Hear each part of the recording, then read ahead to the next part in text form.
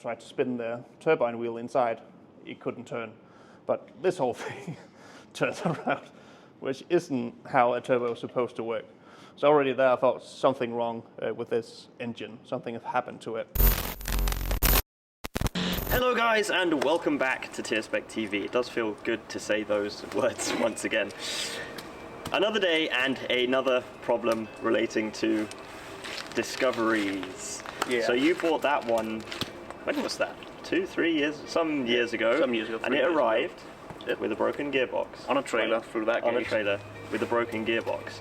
Then sometime later you found out there was a lot of rust and it was not worth the cost of repairing. No. So you bought this one, which had a broken, was it gearbox or engine? I don't remember. Gearbox. Same, okay. Exactly the same problem. And now, this one has a broken engine. Yeah.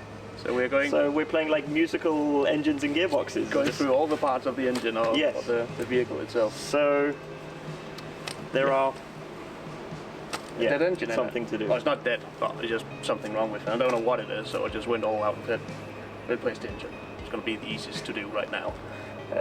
And also it's got quite a lot of miles, just close to reaching 300,000, I think it's 287,000 kilometers. And I got a quote on an engine that had, well, less than half of that mileage on it, so we're going to pop that in instead. But something happened to the engine when I got it. So should we save that for later? Yeah, we'll save that for later. Because there's another twist to this story. So it's not just a case of buying an engine. It was a special engine. Actually, no, I shouldn't say that because now everyone's going to think we're going to like LS swap it or something. It's another TD5. It is a TD5. There was just a there was a complication in the arrival of this engine. So we'll get onto that later. But now I think you're gonna dive a bit more into the issue itself. Yeah. The issue occurred. I think we'll just should we swap? We'll walk around? Yeah, we can do that. It's been a while. We have to get into the groove again. So, as we mentioned, there's something wrong with the engine in my Discovery 2. But if we open up here, there really isn't anything pointing towards there's something wrong with it. We got no oil leaks. We got a tiny bit over the turbo, but that's the air breather here is a bit leaky. Other than that, nothing really. Nice and clean all the way around. Intake is clean. Where the EGR blanking kit is clean. But if you turn the engine on, if you've been driving for a while, the whole thing starts to shake quite violently. And I got quite a lot of blow-by coming out of the engine cover here as well if you pull the dipstick out. We can try that when we get back for on drive. And as well, if I've been going on the highway for some time and I pull off, I start smoking a lot, like a lot of unburned fuel coming out of the exhaust. Well, I think it could either be a piston ring, it could be injector seat, or it could be an injector itself that's losing power because there's a lot of unburned fuel. There could be the compression is low in one of the cylinders or stuff like that. So I'm just going to take the easy route and just replace the engine with one with fewer miles on it. And we're going to have a deep dive into this engine in one of the episodes, take it apart and see if we can actually find the problem with it and fix it as well. Because these engines are quite pricey and I would quite like to keep it if I could fix it and so on and so forth. But I think what we're going to do now as well, I also got some rust problems in the roof that I need to take care of. Just one right on each corner at the front and also at the rear of it. I've also got a rust problem. But I was planning on sorting that out, but right now my engine got my first priority to getting that done.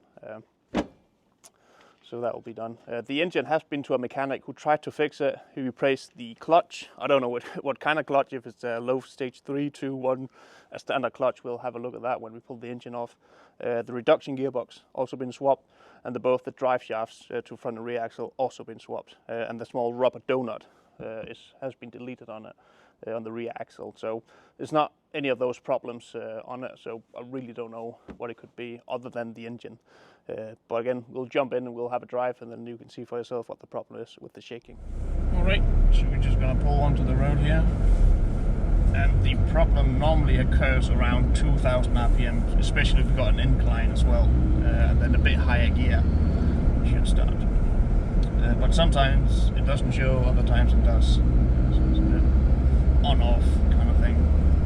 But to be fair, no matter how much or big the fault is, we're going to figure out the engine the car starts and have been driving anywhere I wanted to. Just not really that comfortable to drive when the whole thing is shaking too much.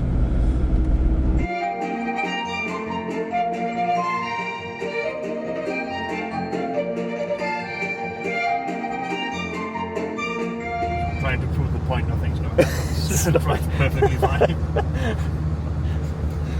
But when it happens, it also loses 60 to 70% of all the engine power. So where normally I could accelerate from 100 to 120 within a couple of seconds, now I can barely overtake a truck if I wanted to. All engine power also disappears when that happens. And also the wiring loom for the injectors has also been swapped, so there's no oil in the loom either, or the ECU. It's not gonna do it. It's not gonna do it. It's too shy on camera to do it. Well, that concludes the series. We fixed it. All done. See you next episode.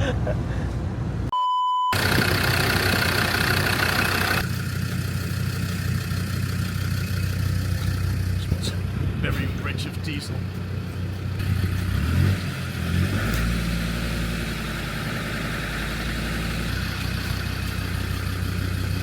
Yeah. Something wrong with it. Don't know what it is, but we couldn't get it to trigger, but when it does, you definitely know there's something wrong with the whole thing. Yeah. A bit unsuccessful trying to get this problem to trigger, but you can see the smoke and you can see the blow by as well, and the idling is really rough on it. Sounds like it's got a big cam in it or something. Big V8 cam going. So here we've got the replacement engine that I brought of a guy in Germany. His company is called LR Part Germany. He's located in Westerwald, Germany, which is southwest Germany. We'll put a link to his shop. Really cool bloke, helped me out a lot. He had an engine with 116k 1,000 kilometers out of a Disco 2 with an automatic gearbox. He wanted me to sell for a ridiculously good price. So I went ahead and brought this one. He have loads of other parts as well, and he's been really good throughout this whole problem or occurrence, which has nothing to do with him, but more of the transport of the engine up to me. So when I got the engine, it was completely covered in plastic. I started unwrapping it, and the first thing I saw was the turbo. So we'll just go over here and have a look at the turbo, which was sitting like this, and I thought it's a tiny bit metal here shining through, so I just lifted this up, and that was completely not connected anymore. And then I tried to spin the turbine wheel inside. It couldn't turn, but this whole thing turned around, which isn't how a turbo is supposed to work. So already there I thought something wrong with this engine, something had happened to it. And he did mention that the transport company told him that the pellet which the engine was on broke. That's pretty common, just the engine like pop, breaks like that. But not only the turbo's broken, but the air conditioning unit is also broken. Where is it? Right there. Whole thing shattered right down the side here. So there's been a lot of pressure both on this one and also the housing here, cracked up the middle. So both this one has got a lot of pressure on it, and the turbo is completely knackered. Ugh. This part broke off as well, the fan. So it's also been damaged to the front of it, and the bearing in here is also completely messed up. Those parts completely dead, broken, gone. If we go into the engine, actually, I don't think I got the starter motor here, but that's also completely broken. Top cover here, bolt sitting in right here, completely mangled, broken as well. This stud, which is supposed to sit up here, broken off as well. Then I took the top off just to have a look at the inside of it, and the engine looks pretty damn good, very good condition. The cams, followers here, all look in beautiful condition. But then I found a tiny piece of metal sitting right here, and I thought, oh shit, like the whole engine is probably ruined now. But that is of these rivets up here. So the engine, in my theory, have rolled all the way around. So turbo sitting here, damaged. The air compressor unit damaged. The top of the engine up here damaged, and the starter motor down here damaged as well. So my theory is that the freight company or the shipping company have simply just, 360 my engine around with the pallet braking. How they did it, I don't know. So yeah, I thought the engine was completely ruined, but luckily it's all only the outside exterior parts are broken, which I can swap over from my old engine as long as the internals of the engines are good to go. I'm fine, but it has nothing to do with this. The guy I brought the engine off is all the shipping company. He says it happens once in a while, and he's really, really sorry about it. So he took pretty much, he did all the paperwork for me. I just had to send pictures of all the broken parts, and he fixed the rest from there. So now I'm just waiting to get some bit of compensation money back, so I can actually get some bit, because I was planning on using most of the parts of course, the turbo. I could sell that, only 160,000 from new. I could use the starter motor as well. I could have used the air compressor unit, and especially the top cover here, to get that painted. But yeah, can't really do that now. But engine itself looks in very good condition. This one dead over here. But inside of it, I still got some metal pieces in here. I need to figure out how to get out to kind of turn the engine around, just clean the whole thing. Chain's in good condition, as I said, cam's good conditions. We'll pull the injectors, probably next video, we'll pull those out and have a look and clean them in the ultrasonic cleaner. And all of that, I just got some nice parts to go in. I also want to paint the engine block. The intake manifold, want to paint that silver again, like a high-grade silver. Same with the sump before it goes in, so that part is done. But the engine should be in good working condition, and it's straight to go in. So yeah, so I got quite a lot of parts for it, mainly oil seals, water pump, gaskets for the exhaust manifold in here, and the intake manifold, 4 new glow plugs, all that sort of thing. And we're gonna redo the fuel regulator, and that's also broken. The hose back here is also broken here, as you can see, which could have been reused, but yeah, not anymore. So that was sitting here, and something pulled down there and blew that off, so that's also dead. But yeah, that is kind of where we are at right now. Only parts I need are 3 freeze plugs or Welsh plugs, or what you call them, because they're completely rusted up on this side. So I want to bang those out and put some new ones in before we put the engine in. But other than that, it's just small work, you know, take the intake off, exhaust off, clean it all up, put new gaskets on, and so on. So yeah, that is the situation update of the engine. But it looks good. Hopefully it'll be running straight out of the box once it goes into the car, and it should also resolve my problem. And that also means that this engine can run for the next 10, 20 years without any problems, hopefully. And then we'll rebuild the other one and see what's wrong with it. So the parts I've got here from Paddocks, I've got the glow plugs for it, I've got the rear oil seal, I've got a front oil seal as well, might replace that while we're at it. Spigot bearing, need to oil that out before it goes in. Injector loom, new belt, and we got from, what they called, LE Sports, got their upgraded head stud, not head stud, exhaust stud kit here with the spacers onto it. We got 2 times injector seals there, both the rubber O-rings and the ones. These are not the original Land Rover ones, these are aftermarket, but I think they'll do now. They're getting quite pricey, the real ones here.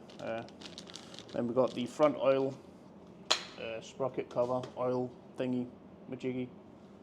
We've got the valve cover gasket, we got the intake gasket here, we got a new water pump, we got the sump gasket, and we got this guy from the ABS, which got nothing to do with the problem really, I just need to replace it. So I went ahead and got one of these as well. Should be quite forward to swap over, might do it today. Like these. So if you've got a lot of Christmas lights in your Land Rover, and your Land Rover doesn't know it's the 28th and 29th of January, you need to get one of these small ones to go in. And also got a K&N filter here, just because I always want to buy one, and just went and got one. I think the only thing I need right now is just the exhaust gasket. I thought I brought one of those as well, but it's not right here, so I might not have added it to the basket. I'll have a look. Otherwise I need one of those and the 3 freeze plugs there. But these are the parts that are going in before I'm putting it into the car.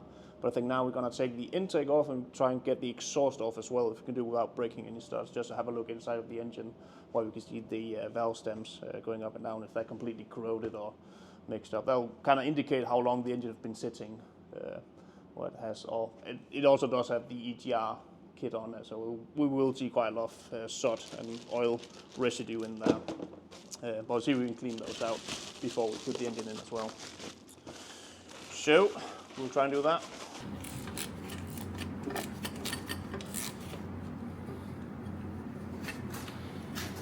Alright, so we just took the EG off here, and as you can see, we've got a lot of buildup of oil, soot and residue. That is why you want to remove this bad boy right here. What it is, it's a valve that opens and lets exhaust gases into the intake manifold, which doesn't make a lot of sense for that, because there are some particles that you can actually burn one more time to get a cleaner burn through it.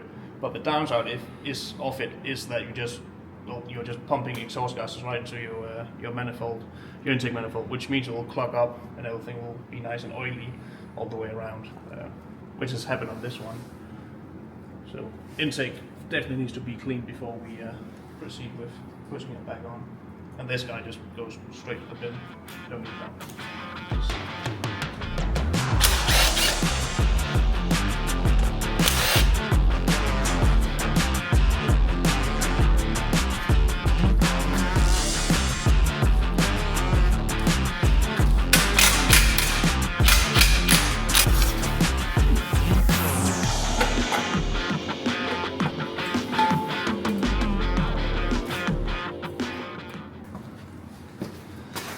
Let's have a look.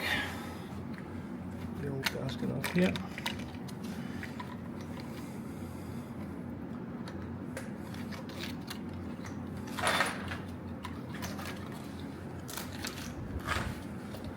So I can see the valve stems here looking very clean, which is nice, and also the intake here actually looks quite nice. I could do a slight, I wouldn't call it porting, but just polishing, as the it's quite rough, this casting here. Could be it. And this, you could also see if you put the old gasket on top here, there's actually some material you can remove, which would be like port sizing or matching. So the gasket matches up to the actual size of the gasket and the intake manifold. That could also be done, but probably not going to gain too much from it. We've got the broken connectors here. They get very brittle after some time. I need to get some new ones as well. Otherwise, we've got the glow plugs here, and the TD5 only got 4 glow plugs because the last glow plug should be located in here, but there's no room due to the pressure regulator, which is quite unusual. I only have 4 out of 5 glow plugs, but it doesn't really need them. But yeah, I'm pretty pleased with this. It looks good. Looks very good actually. I'm gonna go on to the exhaust side. These bolts can snap, but it does look like they've been replaced before, so hopefully they'll just come off. It's more when we're gonna extract the stud. It's gonna be a problem, but these ones just falling off by themselves. It's really good. You see the gasket look quite a bit mangled here. I don't know if it's just because we took the pressure off, because it's actually folded it on itself over here, here, and here, pretty much all the way through. It's kind of warping quite a bit, which happens in these exhaust manifolds. I've got 2 manifolds now where both of them, or one of them, have already been warped, which means that it cannot happen again. I got both the edges straightened out and also de-webbed it between these bits here, where you pretty much just fire this bit down so it's open between each cylinder, which should help in theory with each port here. Can actually give it a bit without removing any of the other ones. And also if you've got a stud here that's snapped off, that's actually because of the heat expanding, snapping the stud off over time. Then you've got quite a problem, then you need to take this off as well. But these bolts came off pretty easily, they look quite new. And this engine was also a runner. I got a video of it running from the guy before he broke. He does that with all the vehicles he's breaking. He just does a video of it running and then he pulls the engine off after that. So, and that sounds healthy. But again, he didn't show the number or anything. It could be any kind of vehicle, but it was a TD5. It was running, so hopefully it was the right one. I don't think he's the kind of guy who would cheat with that. So yeah, we're just going to take this lid off here so we can get to the last bolt under here, and then we can take the exhaust manifold all together with the EGR piping here with the cooler. Yeah, this is a non-factory bolt in it, but that's quite normal to see these going in if you lose one of the bolts here. So I think that's the original one. We've got a flange on it, or this one hasn't got a flange on it. But what you normally see with these housings are people completely over tightening, giving them 1,000 oogie doogies on the ratchet gun, which then breaks the what's it called? Thread? Thread in here, yeah. So that actually just rips it out, and then this one is not seated anymore. It happens to my dad when I did an oil service on his. Tightened it down, I think it's 8 or 12 Newton meters, and I did that on his. And then he went for a drive. Like a week later, the lid popped off and there's oil everywhere. That was because one of the threads were completely thrashed due to a service, not mine, because I don't use oogie doogies. I actually use Newton meters when I'm tightening these parts, because I know they got ripped. But gonna take this off, take the lid off. And I also got a service kit for it, obviously. We're doing that, and then you've got the filter here, rotating filter, also pretty damn cool for a Land Rover to have a two-stage filters, a fine filter and a revolving one. But again, this is a nice part of having the engine outside of the car itself, because you can actually do a nice service and you can swap all the parts of it, especially the water pump, which is located right down here, which you need to take this whole rotating filter assembly off to get to the water pump. So you need to take this part off here, and then you need to undo this bit, and then the water pump's actually in just beneath here. So that is a must do when you got the chance to do that. Off comes the exhaust manifold.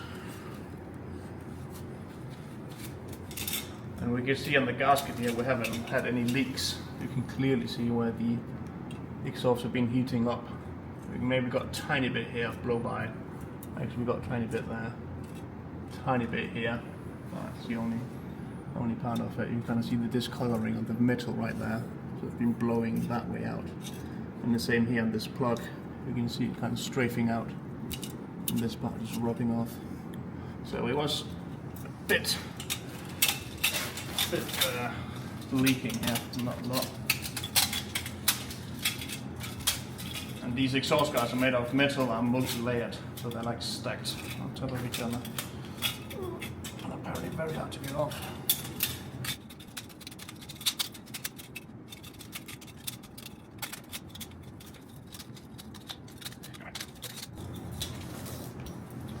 And here you kind of see how it folded it on itself. So it was sandwiched in between here. And we got a bit there, we also had a bit up here. So these should be completely straight like this part there, but they aren't anymore. So this was definitely due to a swap or a service. Other than that, I'm just going to get a torch again and have a look inside. Now the exhaust side will be a bit crusty compared to the intake, but we're looking for stuff like unburnt fuel or anything. So we have a lot of build-up on that bit in there, which I would say would be somewhat normal. Yes, okay, bit there as well. That one's pretty much completely clean. That one's also solid a bit, but what I don't like to see is the top bit of this got a lot of oil on it, right where the stem seal is supposed to seal up, which could indicate that some oil is dripping through the stem seal and getting into it. But that'll be a future problem if that starts to leak even more. This one's got a tiny bit as well, but this one is more or less completely clean. Not completely clean, but you only got a tiny bit of soot on it, and that's it. So that's looking good. And also this plug needs to be sure that it's completely tight, and there's also straight into the water system. So as that starts leaking, you will have water dripping out all over the place, and you can undo this with the whole thing on. So exhausts have to go off to do that. So we'll do that while we're here. But yeah, I'm pretty happy with it. Stud looks in okay order. Should be able to remove them. And of course, that's the stud kit I got from Sport, which has a small space in between and also bigger studs, better metal studs. So it should hold up, even though it started warping, they shouldn't break. And then we got the serial number down here, where it says 16P, which is essentially just a 15P engine, but it comes out of an automatic, so it's called 16P. Not to confuse. The same with 10P and 11P. 10P is just a manual 10P engine, and the 11P is just an automatic TD5 engine. But yeah, it needs painting, needs a bit more disassembling, taking apart, and we have to take the injectors out as well and have a look at those, because they tell a proper story with the tip on it, if they've have gone many miles or not. But I'll do that next episode when we start stripping it down even more and hopefully painting some stuff before it goes in. And we also need to rip the old engine out. We'll also record that. Should be quite easy. Should. Famous last words. Yep. So yeah, I think that wraps up this episode right here. I was really hoping that I got an AMC head, but that's like standard one of these. I think it's that one where it says AMC, which upgraded head. I've heard some people buying a second-hand engine and opening it up and it's an AMC head, which is pretty damn lucky because they are very, very good heads, aftermarket heads you can buy. But we weren't that lucky. But again, more than that, it will definitely hold the horsepower and pushing through it.